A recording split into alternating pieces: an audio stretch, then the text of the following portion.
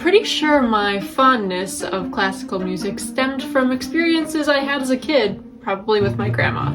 That and my family also listened to a lot of the classical radio station here when I was a kid. I find it so interesting to get lost in classical music, especially a symphonic orchestra. You can listen to one song and try and pick out where all the elements are coming from. Like you can hear the woodwinds and the strings and the percussion. Going to a symphony has become one of my favorite activities in recent years. I'm going to tell you all you need to know to have a successful symphony-going experience. So we should probably start out by outlining what exactly a symphony is.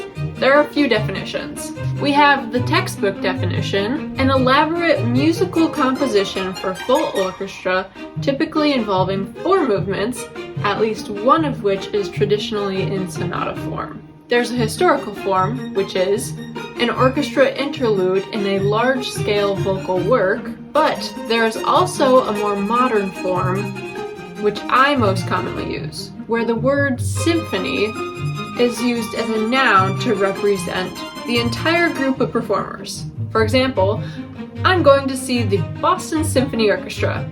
That would be shortened to, I'm going to see the symphony. In short, a symphony is an extended musical composition in Western classic music. This is written by composers, most often for orchestras.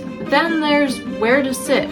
In a concert hall, there will be many seats to choose from, and they all have different pros and cons. There are many items to take into consideration when selecting your seats. I have season tickets for my symphony orchestra locally.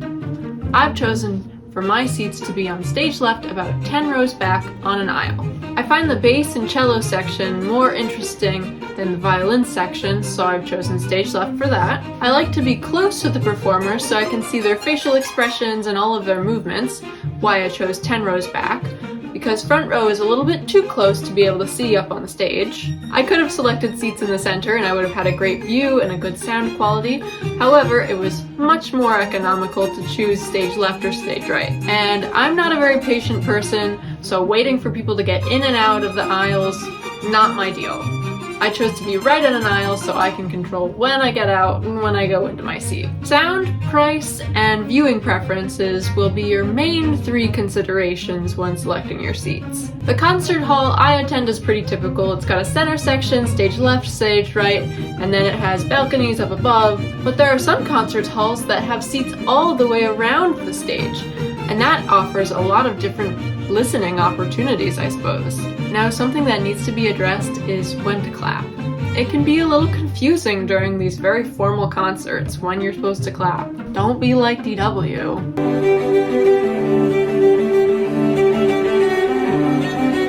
This is the best thing I've ever heard.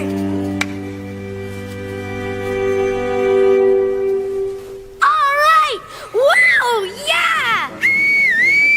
Hey, come on! Give it up, people! This guy can really play! DW? The piece isn't over yet. Oh, sorry! Go ahead!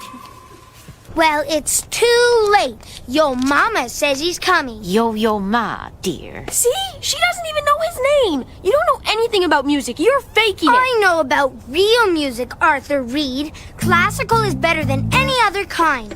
But you wouldn't even know when to clap at a classical concert. Really, if you just follow what the people around you are doing, you're probably not going to mess up. You should just be aware that sometimes there are pauses in the middle of a song, and following the conductor's movements will give you good cues at when the song is over and when it's time to clap. The next element to consider is what to wear. I know there are some concert halls that have kind of strict dress codes, and there are others that are much more casual. Something I would just note is to dress in what you're comfortable in. Symphony orchestras can sometimes go on for several hours. You don't want to be wearing an itchy sweater or a dress that's too tight for the whole concert. I know some people that go in bow ties and gorgeous gowns, and I know other people that just like to wear nice slacks and a formal top. I fall somewhere in the middle. I like to wear a nice looking, comfortable, yet formal dress. Now, the last element to consider is which symphony you should go to. There are so many. Of course, there are some that are going to be more palatable to more people than others. Some of the most attended ones to the general public are around the holidays. I personally enjoy these strictly Western classical concerts, but if I'm going with a friend that's not as well versed in symphonic music, I'll probably choose to go to a more blended option. I recently went to a show that combined 30s Prohibition-era singing with the symphonic orchestra, and it was quite engaging and the sound was fantastic. Some symphony orchestras will put on shows composed of just Disney and Pixar music, which is a great option for kids. So to conclude, I think that symphony orchestra concerts are highly underrated, but that's just my humble opinion. They can seem a little intimidating, I know. But knowing more about how the concerts work and what everyone does there makes it a little bit less intimidating. So I hope this helped. And I hope you go to a concert soon. I know I am. I've got my season tickets. I'm all set, ready to listen to the symphony.